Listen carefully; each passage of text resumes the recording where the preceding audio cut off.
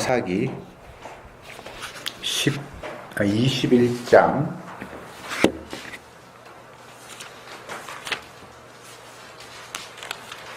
1절부터 12절 말씀까지만 교독하도록 합시다.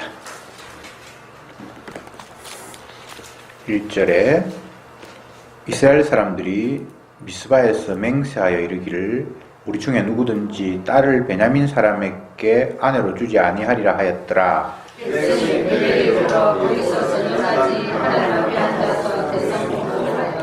가로되 이스라엘의 하나님 여호와여 오늘날 이스라엘 중에 어찌하여 한 지파가 이스러졌나이까 하더니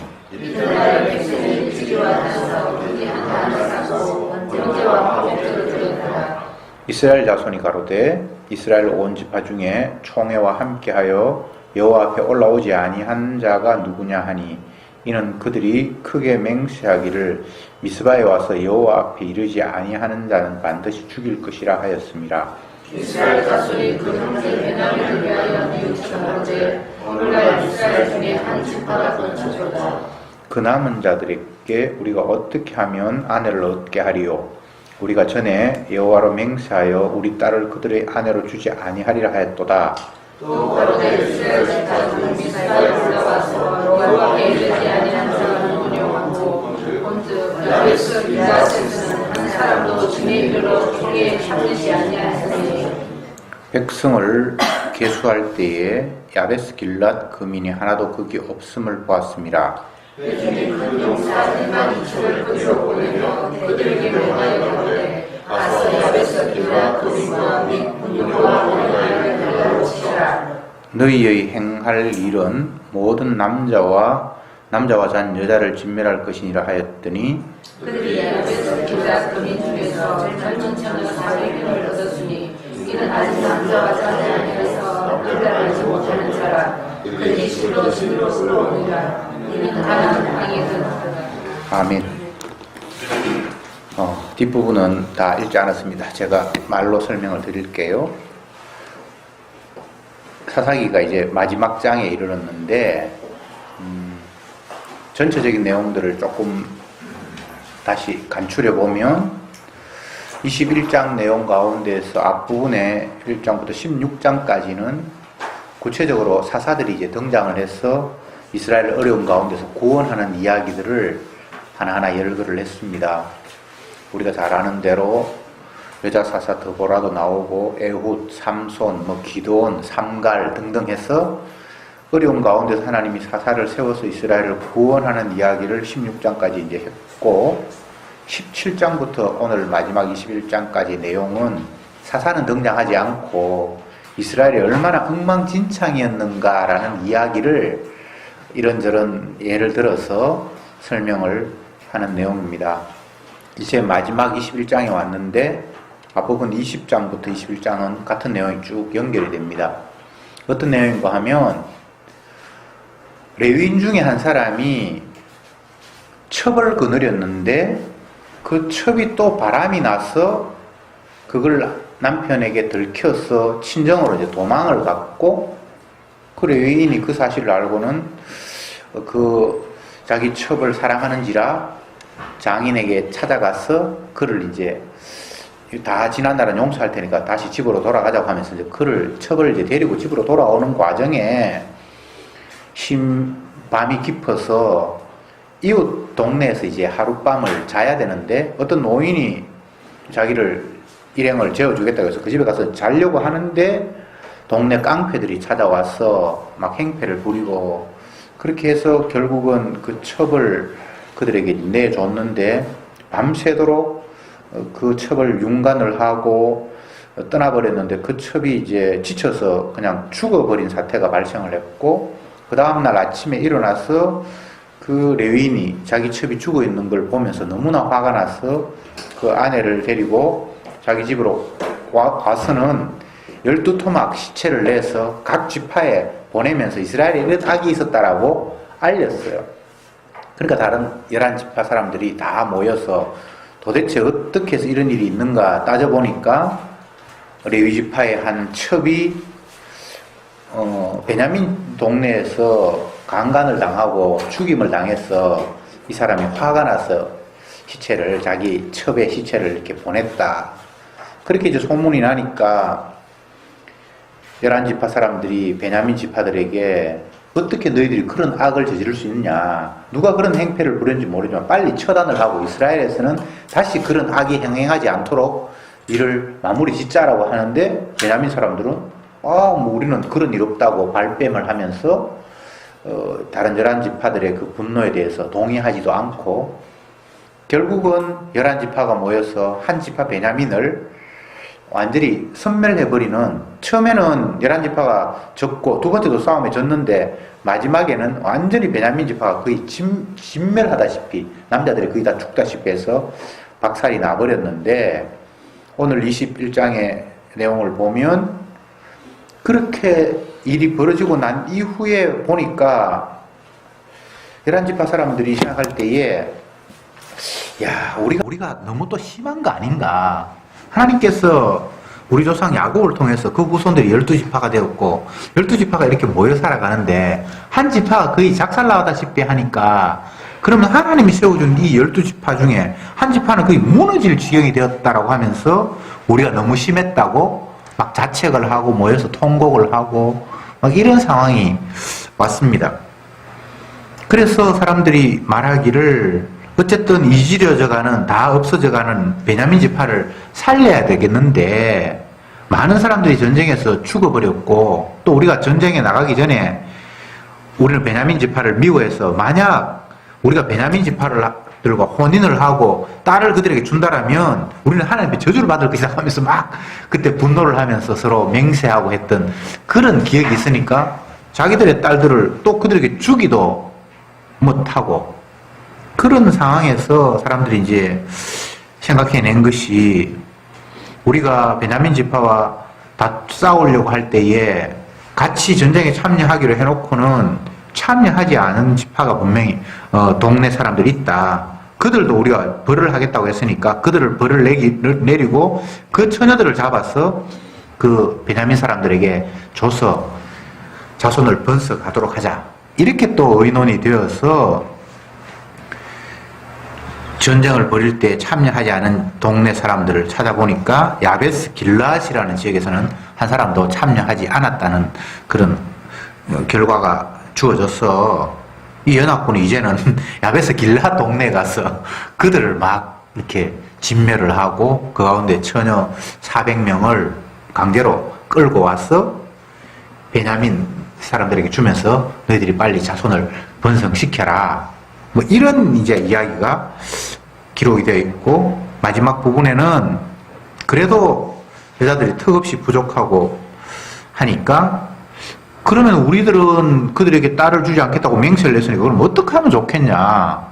또 궁리해낸 것이, 이스라엘 백성들이 실로라는 지역에서 명절이 되면 모여서 하나님 앞에 제사도 드리고 축제도 벌이고 하는데, 그때 사람들이 모여서 축제를 벌이고 할 때에 베냐민 사람들이 몰래 숨어 있다가 축제에 참여하고 있는 그 여인들을 몰래 데려가도록 이야기를 하고, 혹시 우리 자녀들이 그렇게 해서 끌려간다 할지라도 그에 대해서는 묵인을 해주자. 한 지파를 살려야 되니까. 뭐 이런 이야기를 서로 의논을 했다라고 하면서 마지막 절에 그때 이스라엘에 왕이 없으므로 사람이 각각 그 소견에 옳은 대로 행하였더라. 이렇게 하고 사사기가 끝이 나요. 방금 제가 21장에서의 내용들을 간략하게 이제 말로 설명을 했는데, 뭐 그럴 수 있겠다는 생각이 들잖아요. 만약에 우리 형제가 여러 형제가 있는데 한 형제가 왕따가 되어서 다른 형제에게 막 공격을 당하고 거의 뭐 다 죽어갈 형편이 되니까 또 다른 형제들이 불쌍하게 여기서 아이고 이제 좀 도와주자 했는데, 우리가 그들을 도와주면 벌을 받을 것이다라고 막 그렇게 또 맹세를 했으니까 안 도와줄 수 없었는데, 또 우리 협력하는 데서 동조하지 않았던 사람들을 진멸하고 그들 가운데서 뭐 딸들을 그들이 주고, 또 축제를 벌일 때에 몰래 그들이 와서 우리 딸들을 훔쳐가더라도 용납하고, 뭐 나름대로 한 지파를 살리기 위한 아이디어로는 뭐 그럴 수도 있겠다. 처음에 잘못했지만 나중에는 너무 심했다. 우리 형제 하나를 완전히 박살냈으니까 그래도 어떻게든 도와주자라고 하면서 그들이 궁예지책으로 만든 아이디어로 뭐 이런저런 일들을 한 것에 대해서 우리는 나름대로 뭐 그럴 수 있겠다라는 생각이 들잖아요. 근데 주님의 관점에서 보면 그 모두가 하나님이 왕이 되지 못하고 스스로 왕이 되어서 각자 자기의 소견에 옳은 대로 행한 완악한 모습이 바로 이런 모습이었다라고 고반해주고 있는 거예요. 성경을 읽으면서 늘 혼란스러운 것 중에 하나가 우리 생각과 하나님 생각이 왜 이렇게 다를까? 우리는 뭐 앞부분에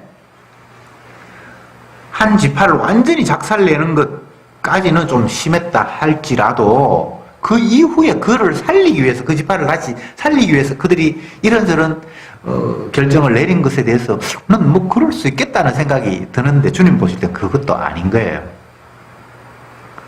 전부 다 출발부터 지금 이 마지막 결론까지 다 개판인 거예요. 엉망진창인 거예요. 오합지졸이고. 원래 이스라엘이라는 존재는 하나님이 자기 영광을 위해서 만든 민족들이에요. 이 백성은 내가 나의 영광을 위해서 지었느니 이렇게 에레미야에서 이야기하고 많은 성경에서 그렇게 표현하고 있어요. 그런데 정작 하나님의 영광을 위해서 선택받고 부름받은 이스라엘은 하나님의 영광과 상관이 없이 자기 목적과 자기 기쁨을 위해서 살았어요. 그 모습이 사사기에 그대로 열거되어 있죠. 하나님의 영광이라는 것, 주님의 자기 목적이라는 것, 다른 말로 하면 하나님의 약속, 언약이라는 것을 빼버린다면 이들의 행동들이 나름대로 정당성을 가질 수 있고 충분히 이해할 수 있어요. 그런데 언약의 관점에서 보면 이게 이해가 안 되는 거예요. 하나님을 배반한 일이고 주님을 분노하게 만드는 일이고 마땅히 진노의 대상이 될 행동들을 이들이 취한 거예요. 중요한 것은 언약적인 관점으로 보느냐, 언약이 없는 인간의 관점으로 평가하느냐, 그 차이가 되겠죠. 예수님이 이 땅에 오셔서 그 유대 무리들의 생활, 그들은 나름대로 종교를 잘 신봉하고 있고 종교적인 지도자도 있고 제사장, 뭐 레위인, 또 그 외에 서기관 바리새인들 지도급들이 있고 또 그 밑에 백성들이 있고 또 타락한 뭐 죄인이나 세리 이런 창기들도 있고. 그런데 주님은 인간들이 생각하는 보편적인 세리, 창기, 죄인들에 대해서 미워하고 지적하는 것이 아니라 종교적인 지도자들, 백성들 앞에 존경을 받고 하나님의 신실한 종이라고 할 수 있는 그들을 공격하고 욕을 했단 말이죠. 그래서 백성들은 참을 수가 없었어요. 특히나 백성들에게 지도급이라고 인정을 받으면서 나름대로 절제하며 살아갔던 사람들은 더더욱 화가 났던 거예요. 자기는 잘한다고 하는데 하나님의 아들이라고 하는 사람이 오히려 죄인이나 창기들 이런 사람들은 부추기면서 하나님 뜻대로 바르게 살려고 발버둥을 치며 살아가는 그 종교 지도자를 향해서 이 독사의 새끼들아, 너희 아버지는 마귀다, 이렇게 공격을 아예 융단 폭격하듯이 해댔단 말이죠. 그러니까 이 차이를 우리가 알아야 돼요. 자, 예수님과 인간이 뭔가가 지금 평가가 엇갈리고 있잖아요. 오늘 본문에서도 우리가 말씀을 서로 나누었듯이 한 지파가 이제 완전히 박살이 났고 그런 걸 보니까 또 측은해서 어떻게 하면 이들을 좀 다시 융성하게끔 살려주려고 나름대로 뭐 이런 방법도 쓰고 저런 방법도 쓰고 하는 게 인간들의 입장에서 충분히 이해가 되잖아요. 근데 주님은 이스라엘 백성들이 왕이 없으므로 각자 지 멋대로 한 행위가 바로 이런 행위였다라고 부정적으로 평가를 하고 있잖아요. 신약시대에 넘어가서도 예수님은 인간 전체를 다 죄인으로 몰아세우는데 유대 사회에서는 세리와 창기들은 죄인이지만 서기관 바리새인들은 의로운 사람 아닙니까? 라고 이 평가가 엇갈렸단 말이죠. 이 나눔이 무엇을 기준으로 이렇게 나눠졌냐라는 거예요. 결국 예수님은 항상 언약이라는 아버지와의 약속이라는 것들을 바탕에 깔고 평가를 해요. 근데 인간들은 죄송하지만 이게 언약이 없어요. 자기의 소견. 내가 육을 가지고 있고 저 사람도 육인데 이 육들끼리 모여서 이게 옳을까 저게 옳을까를 생각하고 있는 거예요. 이게 이제 선악적인 개념이라고 하고 있어요. 성경에서는 창세기에서 언약이 없는, 언약이 되어야 되는 이 관점은 선악적인 개념.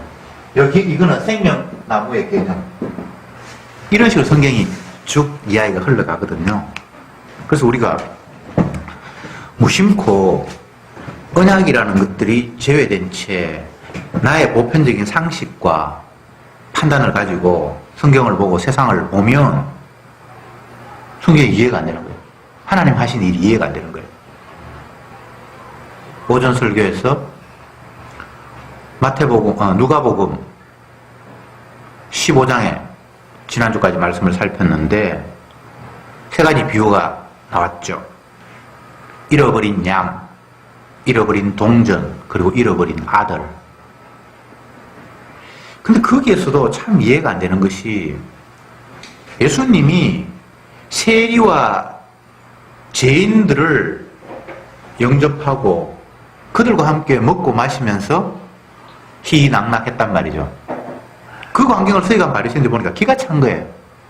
어떻게 하나님의 아들이라고 하는 거룩한 분들이 저 악한 죄인들과 함께 어울릴 수 있느냐 하는 것이 그들의 판단이었잖아요. 이게 보편적인 인간의 언약 없는 인간들의 상식적인 생각이에요.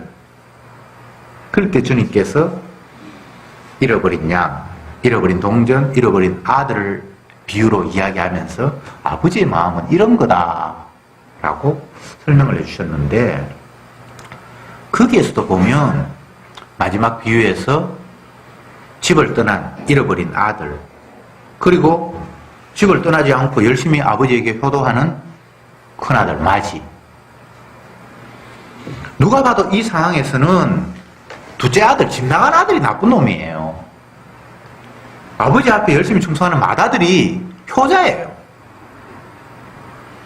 그 상황을 누구도 문제 삼을 수 없는데 주님께서 그 상황을 문제 삼도록 뒤집는 상황을 유발하셨는데 그 집 나간 아들이 이제 돌아오게 된 거예요. 이 상황에서 이제 큰 아들이 문제가 있다는 게 인간들이 그동안 생각했던 큰 아들과 작은 아들에 대한 선악 개념, 큰 아들은 착하고 작은 아들은 나쁘다는 개념이 완전히 뒤엎어지는 상황을 주님이 야기시키는 거예요. 그 둘째 아들이 돌아왔는데 아버지가 너무 반가웠어. 그 둘째 아들을 막 껴안고 눈물을 흘리면서 돌아왔구나, 내 죽은 아들이 살아왔구나 하면서 옷도 입히고 가락지도 끼우고 동네 사람들 불러서 잔치하고 이렇게 하는데 늦게까지 일을 하고 밭에서 돌아오다 보니까 집이 떠들썩한 거예요. 그래서 입구에 있는 종에게 큰아들이 물었습니다. 이 사람아, 지금 왜 이렇게 집이 시끄러우냐? 그러니까 주인님, 당신의 동생이 돌아왔는데 어른이 너무 기뻐서 지금 잔치를 벌고 있습니다. 형이 화가 잔뜩 난 거예요. 뭐? 동생이 돌아와서 아버지가 잔치를 벌인다고? 잔치할 일도 많다. 나는 평생 아버지 위해서 충성하고 봉사했는데 나를 위해서는 한 번도 잔치 안 부르던 아버지가 집안 재산 다 날려먹고 거지꼴이 돼서 돌아온 아들을 위해서 잔치를 해? 막 화를 낸단 말이죠. 그럴 때 아버지가 그 아들을 보고, 큰아들을 보고 그러지 마라. 동생은 없어졌다가 다시 살아났어. 내가 얼마나 기쁜지 모른다. 너도 같이 잔치에 참여하자. 이렇게 토닥거린다라는 이야기가 나오죠. 요 패턴을 다시 한번 생각해 보세요. 사람들은 언약을 자꾸 제외하고 상황들을 읽고 이해하는 거예요. 큰아들이 화가 나는 이유가 뭐냐면 언약이 없어.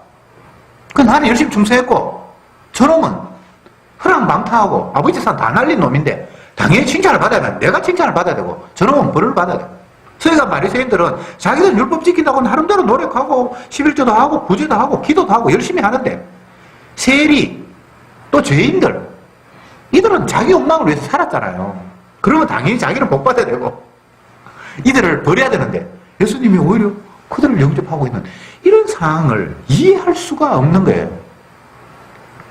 그 이유가 바로 관점이 달라서 그래요. 예수님은 언약이라는 걸 집어넣고 모든 걸 대하고 있는데 인간은 언약이 없으니까 지 행위 가지고 지가 복받거나 저주받는 것 말고는 다른 방법이 나올 수가 없는 거예요. 그게 언약적, 선악적 판단이에요. 선악적 판단. 로마서에서 사도 바울이 말씀을 전하면서 우리의 행동을 잘해서 선악적 관점으로 내가 열심히 착하게 행동해서 의롭다고 인정받을 육체는 세상에 없다. 그래서 모두는 다 죄인이다. 이 땅에 태어난 모든 인간들은 다 죄인이다. 더 노골적으로 이야기하면 우리는 태생부터가 죄 가운데 출생했다. 이건 뭐 행동을 할까 말까라는 문제가 아니라 출생 자체가 욕망으로부터 태어나서 욕망밖에 못 표현하는 그런 죄인이다.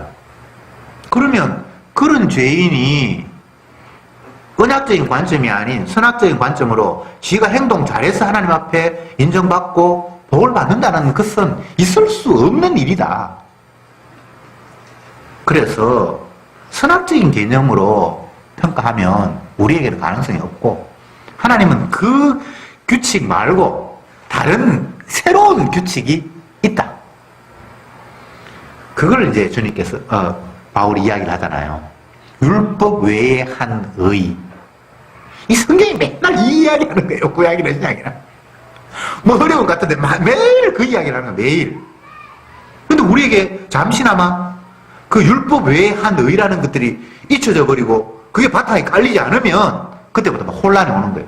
이렇게 열심히 하는데 왜 주님이 저를 향해서 화를 낼까? 근데 저 사람은 엉망진창인데 왜 주님이 저를 받아들일까? 율법 외에 한 의가 제외되면 그런 혼란이 온다고요. 그런데 율법 외의 의가 우리 눈에 깨달아지고 마음에 느껴지면 주님이 하시는 일이 당연해요. 신약에서 가장 많이 언급되는 구약의 모델은 이스라엘 백성들이 애굽에서 탈출하던 마지막 밤, 6월절 밤을 제일 많이 언급을 해요. 애굽에 있는 모든 장자를 하나님이 사람의 장자부터 짐승부터 초태생을 다 진멸해 버리겠다고 작정을 하셨어요. 왜냐하면 애굽에는 우상으로 가득 차 있었기 때문에 하나님을 인정하지 못하고 인간의 욕망으로 가득 차 있는 세상이기 때문에 하나님이 그들을 진멸한다는 신호로 처자들을 다 죽이기로 작정을 하셨어요. 처자들을 죽인다는 것은 나머지 그냥 다 한꺼번에 죽인다는 이야기입니다. 몽땅 다 죽인다는 이야기를 그냥 일부를 죽임으로 대표를 죽임으로 말미암아 하나님이 자기 사인을 보낸 거예요. 그런데 그 애굽 땅 안에 히브리인들도 같이 살고 있었잖아요. 이스라엘 사람들도 같이 살고 있었잖아요. 그러니까 그들도 주님의 진노의 대상에서 예외일 수가 없어요. 지역적으로 애굽 땅이니까 진멸할 수밖에 없다라는 그런 차원도 있지만 애굽 땅 안에 살고 있는 히브리인들도 애굽 사람들하고 하나도 차이가 없이 그냥 죄 지었고 살았어요. 그래서 진멸돼야 되는 거예요. 이게 율법, 선악적인 관점에서의 시각이에요. 근데 주님이 거기에 새로운 뭔가 하나를 투입을 하잖아요. 어린 양을 죽여서 그 어린 양의 피를 바른다면 나는 심판을 면해주겠다라는 희한한 일이 왔어요. 율법 외에 한 의죠, 그죠? 근데 히브리인들이 그 사실을 믿고 어린 양을 잡았어. 자기 집 문 입구에 어린 양의 피를 발랐어요. 그러니까 주님께서 약속하신 심판의 날 6월절 밤에 주의 사자가 애굽에 있는 전 장자를 초태생을 막 죽이는데 틀에 피가 발린 어린 양의 피가 발린 그 집은 천사가 들어가지를 못하는 거예요. 왜? 하나님께서 그 집에는 손대지 말라고 말씀을 하셨으니까. 그래서 살아남은 자들이 이스라엘이잖아요. 신약은 항상 6월절 어린 양의 모델을 계속해서 반복해서 인용을 합니다.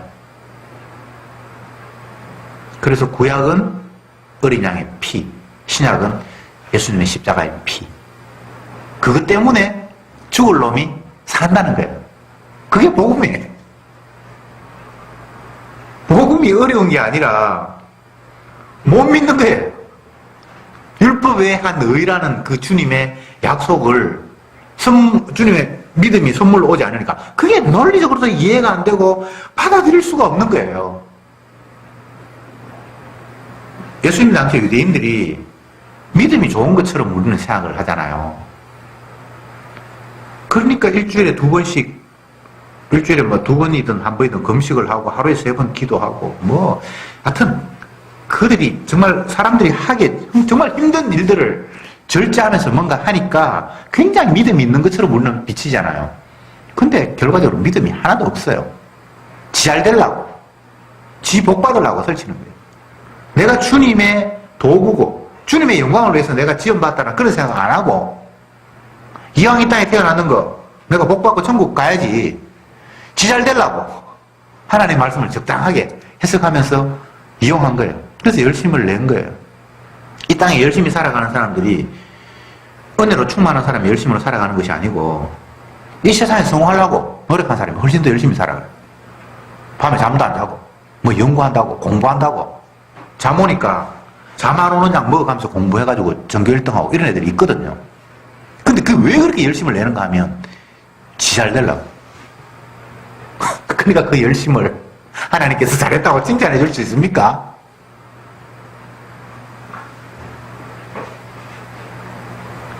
복음은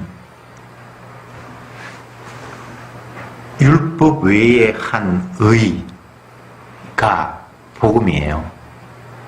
인간의 행동이 아닌 하나님의 아들의 행동에 따라서 평가를 내리는 게 복음이에요. 요한계시록에 보면 행한 대로 갚으리라. 악인은 그 악한 행위대로 갚고 선인은 그 선한 행위대로 갚으리라. 이렇게 돼 있어요. 그러면 언약이라는 관점을 빼버리고 우리가 그 말씀을 순수하게 한번 생각해 봅시다. 악한 놈은 악한 행동 가지고 저주하고 선한 사람은 선한 행동 가지고 하나님 복 준다. 율법 관점에서 보면 심각하잖아요.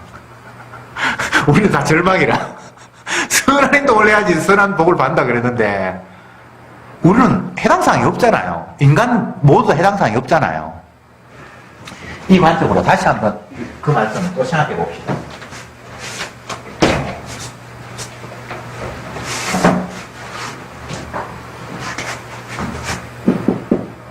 선을 행하는 자 복받고 악을 행하는 자 저주받는다.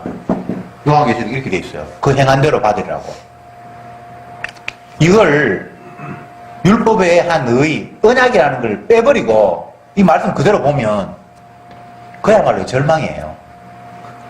이 선을 행해서 복을 받을 수 있는 재주가 우리에게는 없어요. 반대로 악을 행해서 저주받는 것만 우리에게 해당이 되는 거예요. 그런데 요한계시록에 어린 양의 보좌를 찬양하는 24장로와 함께 성도들이 멸류관 쓰고 있는 모습이 있잖아요. 그렇잖아요. 그죠? 다 저주받은 거 아니잖아요. 다 지옥 간 거 아니잖아요. 그러면 이 말씀을 어떻게 해석할 건데? 그러니까 이 악을 행해서 저주를 받는다는 것은 이거는 언약이 없는 사람이니까 지 행위대로 그냥 저주를 받는 거예요. 근데 선을 행해서 복을 받는다는 것은 이 선이 내가 행하는 선이 아니라 하나님의 아들 예수님이 행한 선을 통해서 구원 얻을 백성들이 복을 받는 거예요. 이게 언약적인 개념이에요. 아시겠습니까? 예수님의 의가, 그분이 대속에서 흘린 피가 우리를 깨끗게 한다니까? 그게 언약이잖아요. 근데 이게 안 믿어지는 거예요. 그럼 뭐, 지 행한 대로 복 받고, 행한 대로 저주받지. 언약 없는 사람은 아멘. 그게 누구도 시비 안 걸어. 그놈이 그 짓을 했으면 교도소가 살아야지. 95년인가? 일본에 살인가스, 살인가스, 하여튼, 배포해가 엄청난 많은 사람들이 죽고 해가지고, 최근에 사형 선고 내렸대. 근데 그런 사람들은 죽여야지, 당연하지. 그러면, 그렇지 않은 사람, 착한 사람은 복을 받아야 되는데, 과연 착한 사람이, 복 받을 만한 착한 짓을 하는 사람이 있는가라는 게 문제잖아요. 없어요. 없어요. 물론 그 사람처럼 오음 진리 교주처럼 지하철에 살인가스를 살포해서 사람을 죽이지는 않는다 할지라도 우리가 얼마나 많은 살인을 마음속으로 저지릅니까? 아이고 저 인간 아직도 안 죽었나? 텔레비전 보다가 미운 놈 나오면 채널 바꿔버리죠. 그죠? 보기 싫어가지고. 만약에 내 앞에 있으면 한 대 쥐 박았을 거예요. 오늘도 교회 오다가 보니까 호계 그쪽에 큰 버스에 광고를 붙여놨는데 무슨 애국당 하면서 붙여놨어요. 아마 조원진이가 박근혜 옛날 다니고 그 선거운동 벌써 끝났는데 아직도 그걸 붙여가지고 큰 버스가 온쪽 무슨 민족 애국당인가 해서 막 지나가는 걸 보이더라고요. 그래서 제가 저 사람들이 정신이 도대체 있나 없나 이런 생각을 했는데 이게 지금 뭔가 하면 나름대로 자기 판단을 가지고 누구는 죄인이고 누구는 없어져야 되고 또 괜찮은 것은 살아남아야 되겠다라는 그런 생각을 은연중에 하게 되는데 조금 더 깊이 있게 들어가 보면 살아남아야 되겠다라는 생각을 가진 그 사람들도 사실 다 개판이에요. 그런 환경에 안 닥쳐서 그만큼 악한 모습이 표출되지 않았을 뿐이지 똑같은 거예요. 인간들은. 그래서 의인은 없나니 하나도 없다고 주님께서 말씀하신 거예요.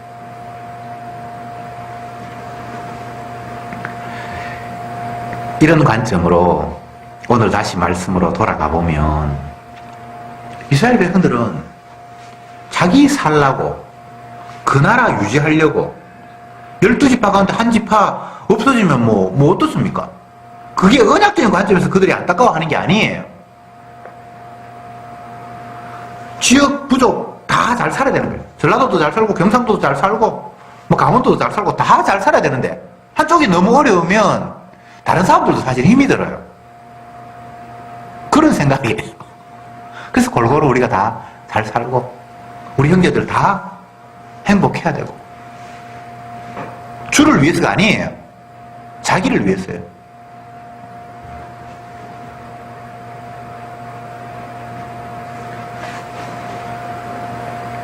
그 모습이 주님이 보셨을 때는 하나님이 왕이 되지 못하고 스스로 왕이 되어서 제멋대로 살아가는 삶이다 라고 평가를 내리시는 거예요.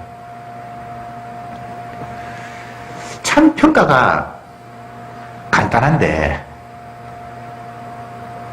이것으로 모든 게 다 결정이 나버려요. 예수님이 우리의 주인가 내가 나의 주인가 이 물음을 던지고 있는 거잖아요. 복잡한 거 아니잖아요.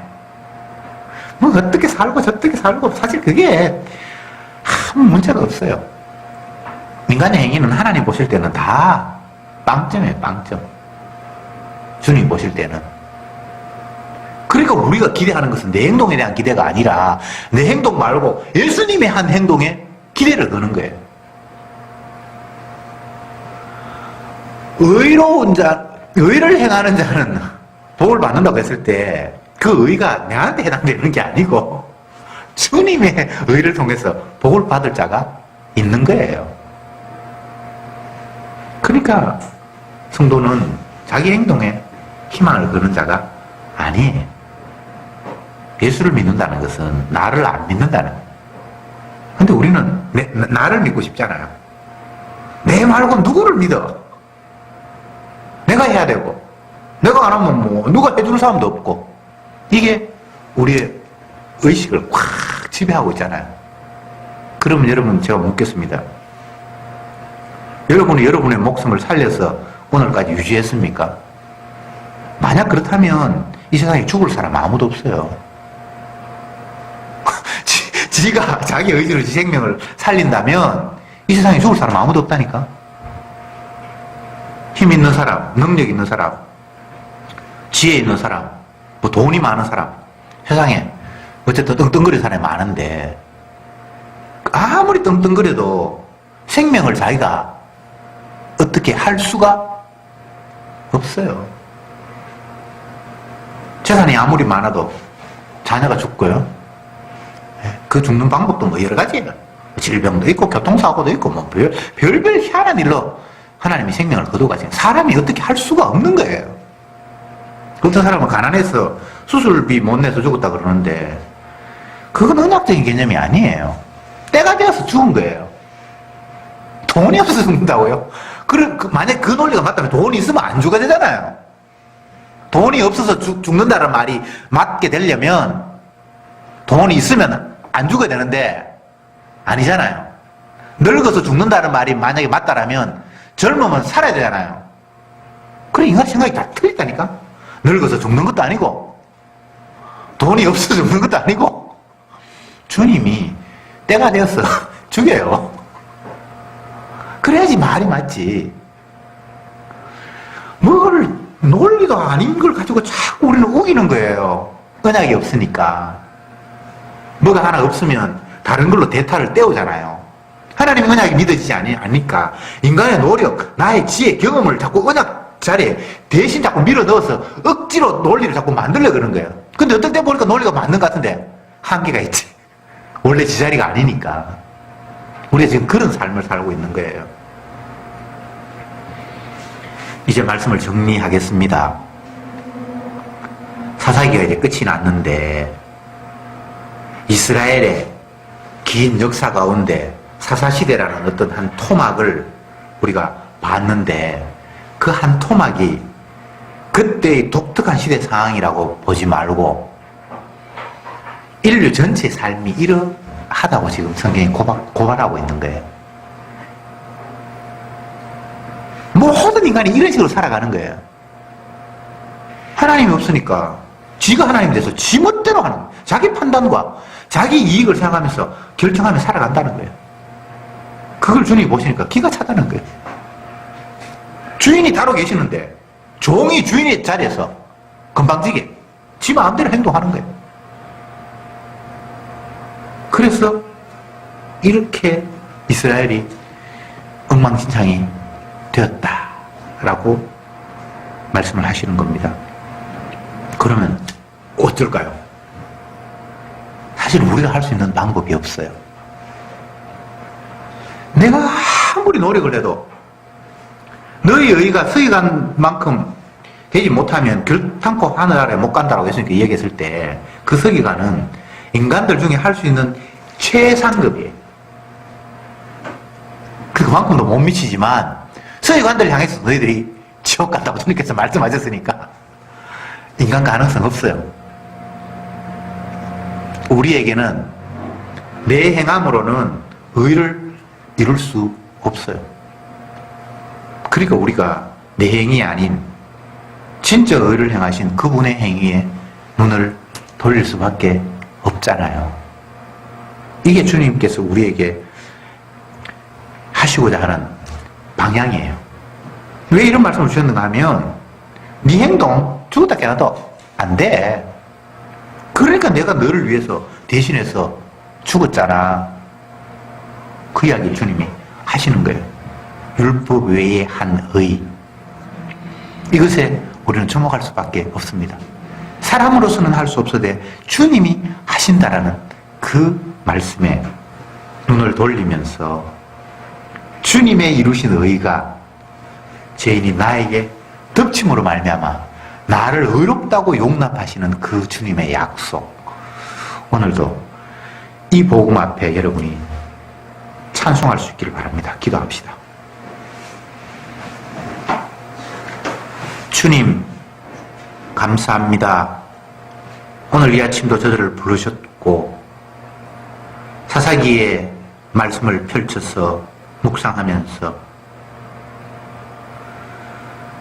결국 인간의 모습이 이럴 수밖에 없다는 사실을 다시 한번 확인시키시고 불가능한 저들을 대신해서 하나님이 아들을 이 땅에 보내셨고 그 아들을 통해서 아버지가 기뻐하시는 의를 이루시고 그 아들의 의를 우리에게 더딥혀 주심으로 말미암아 우리를 의롭다고 용납하시는 그 주님, 그 약속 외에 다른 약속은 하나님 앞에 통하지 않는다는 사실을 저들이 잊지 말게 하옵소서. 예수님의 이름으로 기도드립니다. 아멘.